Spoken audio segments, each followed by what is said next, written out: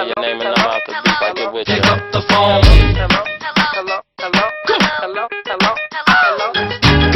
Everywhere I go.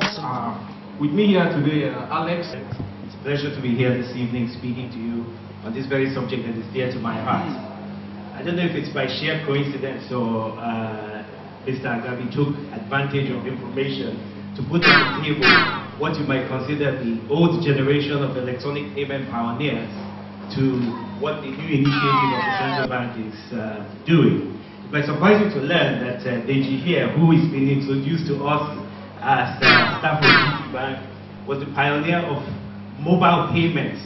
As we all knew it, he invented Flash Me Cash. And I think that that's really on the cutting edge. That's surprising. That's over 12 years now, isn't it? Yes. So the question is, where have we come from 12 years ago to the present? And it would be amazing to find out. And it would be inappropriate for me not to mention that while the chairman was introduced as the chairman of the Committee on Privatization, etc., he's also a leading telecommunications, prior to this appointment, being a leader in the telecommunications sector. So I think the chairman was well selected as well for this occasion. And of course, we know the rest of the individuals at the table, what their role is. So everybody is well represented here. We see a lot of representation from the beginning. I, on the other hand, started with DG at the very early stages of the whole e-payments, what we call e-payments currently. And our challenge in 1996 as opposed to 2012 was how to get people to even begin the process of accepting electronic payments. And it would be surprising to learn that to a great extent that still hasn't happened. There's been millions of cards issued. There have been hundreds of thousands of point-of-sale terminals. The central bank pointed out to me earlier today that we've jumped from, in less than 1 year, 5,000 point-of-sale terminals to over 100,000 point-of-sale terminals. And so, there's been a push to put the technology out there. The question is, to what extent have we reached adaptation? So I will ask one simple question. How many of you here have used a phone to make a payment? You can just simply raise your hand. So I can just, no, apart from the three of us here. How many people here, please, if you don't mind, if you can just do that again. Okay, 4, 5. Internet banking. A few more in internet banking. Point of sale, ATM. Okay. How many of you have tried to use an ATM and the store said to you it's not working? That's the real challenge. Last Sunday, and it's not that these things don't work, it's not that it's not being put into place. Last Sunday, after church, I went to have lunch at one of the restaurants I always have lunch. And when I walked in, I picked out the food and I said, I'd like to pay with my card. And they said the point of sale terminal doesn't work. And I said, no problem. I'll go sit down and eat. And when I'm done, if the point of sale terminal is working, I will make the payment and go. But if it's not working, I'll leave without paying, because we now live in what's called cashless Lagos. And that's the whole thing that has had to happen from the standpoint of the central bank, is that as much as we've tried over the years to make the point that the future is electronic, we can't run away from it. Many of us are unwilling to bend over just a little bit and try it. I will let Deji talk to you more about the benefits of it. But the real thing that we find has been happening from 1996 to 2011, let me say 2011, was that we as consumers were not making an effort to use the technology. I walk into places, they say, by the way, I should tell you, by the time I left, the terminal was working. And I paid with a card. So the technology works, it's available, it's the future, we can't get away from it. But I think what the central bank has done now, and we have all kinds of issues about what they've really done, and Emma will get back into that. But what the central bank has done now is to say to you, you really have no choice. You want to talk about benefits, and the major benefit is convenience. Any kind of payment system you look at, is the convenience that matters. How long will it take you? How fast will it be? How cheap will it be? And where can I do it? And those are the issues where you see or you consider when you're making payments. And of course, cash is down there, and cash has all those converse benefits that you can think of. It's bulky, you have to be present and all that. And so it's a very good. It's been very good that CBN has come up with this cashless policy, and it's the time can be better. It can be better because we Nigerians we like to be forced to do things. So if it's left to us, like it's taken us 12 years to get to this point, CBN says everybody must do this. Now we are seeing astronomical growth in terms of POS deployed, internet banking usage, and mobile money is coming up right now, and I think that's the killer app of WhatsApp really grow very fast in the next 1 or 2 years. And like I said before, it's all about convenience. And the way to drive it is the way CBN is doing it, and forcing it and saying, this is what we must do. And we in the banking sector, what we've seen just in 3 months, we've seen the benefits and we've seen the growth rate in terms of how people are actually migrating to the e-channels. And I can see it only get better, and as it gets better, the economy gets better for it, and I mean, grows with it as well, especially in small-scale businesses. They now become open not just to people around their own locality, but they actually be open to the whole world, because they'll be able to receive payments from anybody, anywhere, and deliver goods and services to them. And that's the real benefit of going cashless in the way of e-banking. Thank you very much, DJ and Alex. Just to round up, the main message I would like to leave here with people today, we have this bandwagon effect in Nigeria. When people don't try things just because they hear Mr. X say it is not working, they tend to repeat that, and the message just keeps going on. My advice is that you try these channels out. If you don't know how they work, you approach your bank.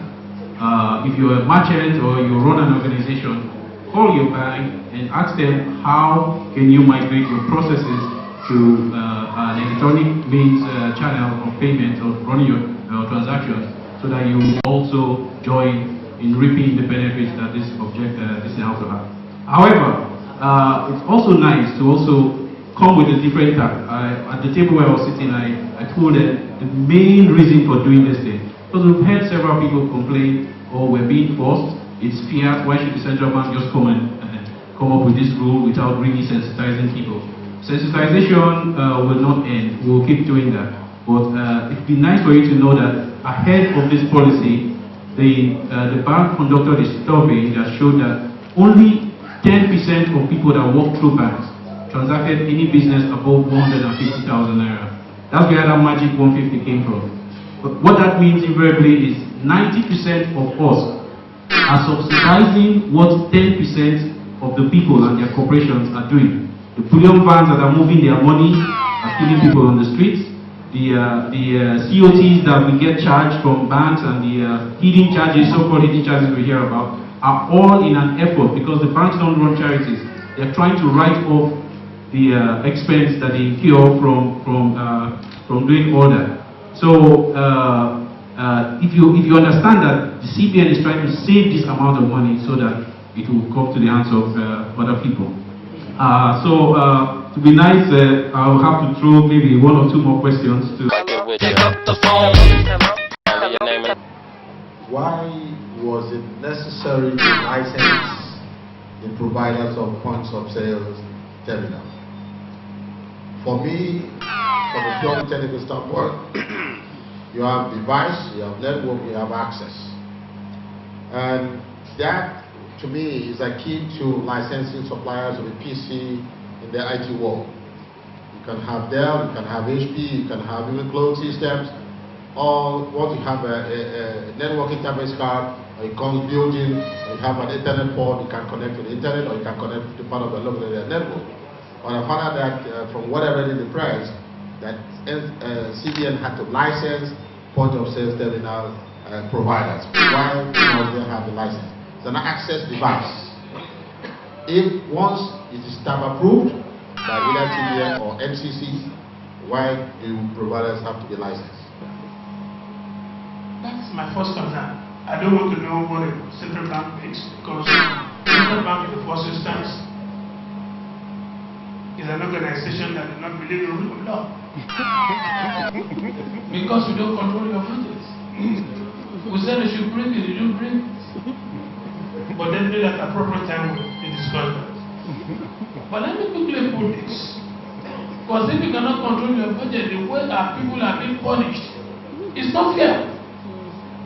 Imagine somebody that made a payment of 500,000 and you are charging about 80,000 naira. And you are still going to charge your COT. You are charging your VAT. You are charging everything. But cumulatively it's about 100,000.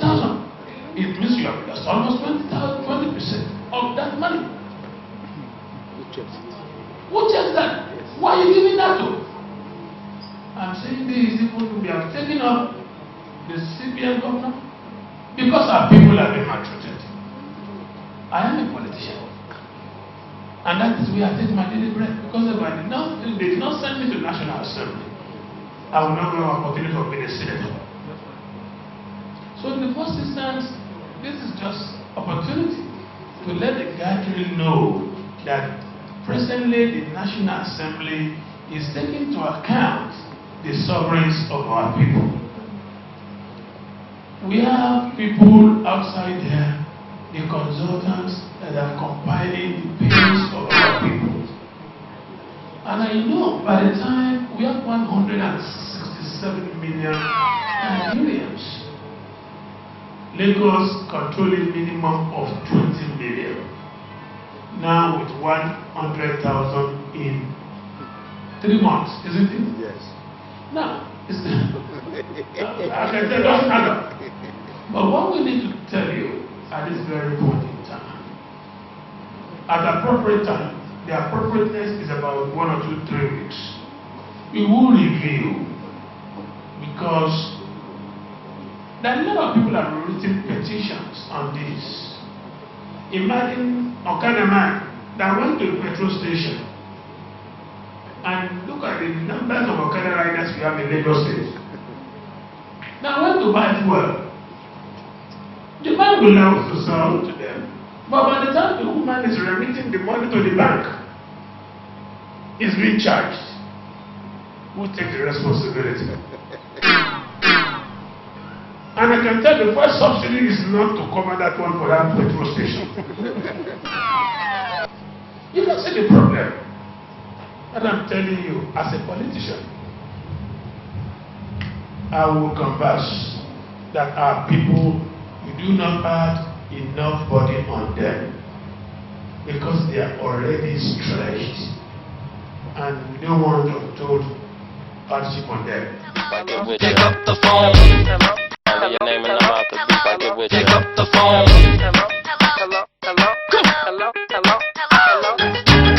Everywhere I go, it's another show, it's another party, it's another hole, and everywhere. Pick up the phone. Your name and number out the beef, I get with you. Pick up the phone. Austin Kwesi Okere, Group Managing Director of Computer Warehouse Group, Lagos, is a big player in the information technology sector of the Nigerian economy and indeed the West African coast. Okere started Computer Warehouse Limited, CWL, 2 decades ago, but the computer hardware vending company soon grew to become a group of 3 companies offering solutions in telecoms and software. CWL retains its primary task of delivering hardware solution, while the DCC Satellite and Networks Limited deploys networking and satellite-based communication links. The third of the tripled Expert Edge Software and System Limited is a software arm of the group and has recorded massive success with its indigenously developed solutions as well as the Finacle banking solutions, proprietary solutions of Infosys of India. Okere has a degree in computer science from the University of Lagos and an MBA from the Lagos Business School. He has nearly 2 decades industry experience covering system analysis, sales and marketing, and corporate management. Okere's successes are not accidental. They derive from clear-headed, far-sighted business strategies. Today, with 8 offices across Nigeria, 6 in Lagos, 1 each in Abuja and Port Harcourt, and the regional office and support center in Accra, Ghana and Uganda, Computer Warehouse Group is strategically positioned to continue to push the ICT frontier in the West African region. On June 8, 2011, Mr. Austin Kwesi Okere received a letter from the Massachusetts Institute of Technology, Legatum Center for Development and Entrepreneurship, part of which reads, "The remarkable success of CWG is a story that inspires entrepreneurs, academics, investors, and policymakers working in emerging countries. We are writing to ask if you would be interested in telling that story at the annual conference of the Legatum Center at the Massachusetts Institute of Technology." Okere grabbed the opportunity and made Nigeria and indeed Africa proud at a forum that has hosted 6 Nobel laureates, 4 heads of state, prominent scholars, and renowned innovators such as Sir Tim Berners-Lee, inventor of the World Wide Web. It to be recalled that the Columbia Business School published a case study on the Computer Warehouse Group in early 2008, which received sterling reviews from the Financial Times of London in the business education section. The comments of Professor Morello, director of the Eugene Lange Entrepreneur Center at the CBS, perhaps best summarizes the overwhelming reception to the case study. I have used the case along with the video in both Tanzania and Kenya for audiences of entrepreneurs, faculty, and MBA students. They all find it very inspiring. The CWG story under the able and visionary leadership of Austin Okere typifies the trials, challenges, and triumph of entrepreneurs in the challenging but highly rewarding environment that characterizes sub-Saharan Africa. Austin Okere is Technology Africa ICT Personality of the Year. On behalf of Technology Africa, I am delivering this to you, a certificate of award that says this to testify that Mr. Austin Okere being honored as ICT Personality of the Year for his contribution to the development of ICT in Nigeria this day, 20th of April 2030. May God bless you.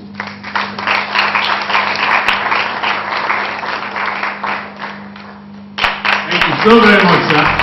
You have a seat.